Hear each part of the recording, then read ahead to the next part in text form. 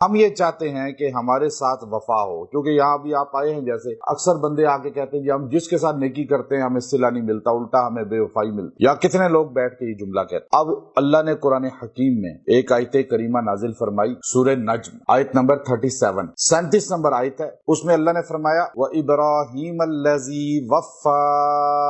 अब यहाँ वफ़ा को लंबा करना, यहाँ का इब्राहीम अल्लज़ी वफ़ा, और मेरे इब्राहीम जो हैं वो वफा का हक अदा करने वाले, यानी अल्लाह से ने वफा का हक अदा कर दिया। अल्लाह ने पहले कहा कि अपने घर को छोड़ दो, घर छोड़ दिया, अल्लाह के लिए अपना कबीला छोड़ दिया, अल्लाह की तौहीद के लिए अपने माँ बाप को कह दिया कि जी आप बुत फरोश हैं, बुतों की इबादत करने वाले हैं, मैं आपके साथ नहीं रह सकता, मैं कलमा तौहीद बुलंद कर रहा हूँ। माँ बाप ने घर से निकाल दिया। फिर आपने कौम को कहा, बरादरी को, कि तुम सारे बेवफा हो अल्लाह के, तुम अल्लाह के आगे सजदा नहीं कर रहे, मखलूक के आगे सजदा कर रहे हो। जब तौहीद का अलम बुलंद किया तो उन्होंने, कौम ने आपको अपनी बस्ती से निकाल दिया, यहाँ तक कि जिंदा आग में फेंक दिया। आप फिर भी तौहीद के लिए आग में जलने को तैयार हो गए, अल्लाह ने गुले गुलजार आग बना दी। फिर आप अलैहिस्सलाम को अल्लाह ने हुक्म दिया कि शादी हुई, औलाद नहीं हो रही थी, कि अल्लाह ने किस तरह औलाद अता फरमाई। जब बुढ़ापे में औलाद मिली, अल्लाह ने कहा इस बच्चे को सहरा में छोड़ाओ, माँ को भी सहरा में इसकी छोड़ाओ। वो मक्का के बियाबा में जाके पहाड़ी सिलसिलों में वहां छोड़ के आ गए। अब आपने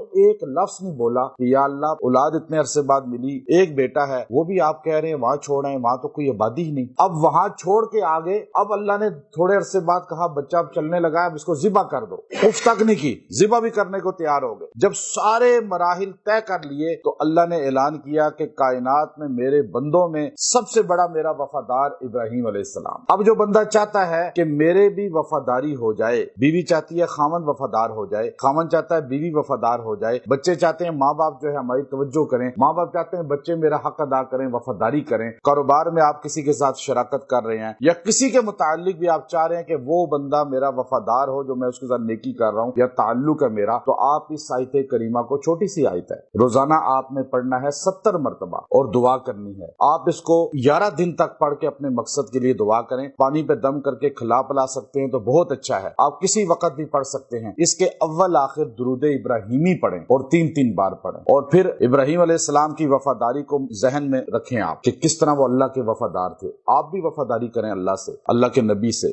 आज लोग तो अल्लाह के वफादार नहीं है, जो ये पढ़ेगा उसको अल्लाह अपना भी वफादार बना दे। आज लोग रसूलुल्लाह सल्लल्लाहु अलैहि वसल्लम के वफादार नहीं है, सिर्फ नाम अपने जो है बस इस्तेमाल करते हैं सियासत के लिए, हजूर अलैहिस्सलाम का नाम भी अपनी जिंदगी में अपने कुछ नफा हासिल करने के लिए। दिल से अल्लाह के रसूल के वफादार बन जाएं तो ये इससे आएगा। फिर आप चाहते हैं सहाबा जो पाक हस्तियां हैं जिन्होंने हम तक दीन पहुंचाया, हम उनके वफादार बन जाएं। आप इसको पढ़ के दुआ करें, अल्लाह वफादारी उनकी देगा। और फिर याद रखिए ये आयत करीमा पढ़ के आप अपने लिए भी पढ़ सकते हैं कि मैं अल्लाह का वफादार बन जाऊं इब्राहिम अलैहिस्सलाम की तरह। आप वैसे रोज पढ़ें इसको, और वैसे किसी खास के लिए कि आप बीवी खामद बहन भाई किसी रिश्ते के लिए, किसी कारोबार के लिए कोई आपकी तरफ तवज्जो नहीं कर रहा, उसके लिए आप पढ़ें तो पढ़ के गैबाना दुआ भी कर सकते हैं, पानी पे या खाने पे खिला पिला भी सकते हैं। इंशाअल्लाह आप 11 दिन ये अमल करके देखें, अल्लाह वफादारी अता फरमाएगा उसको।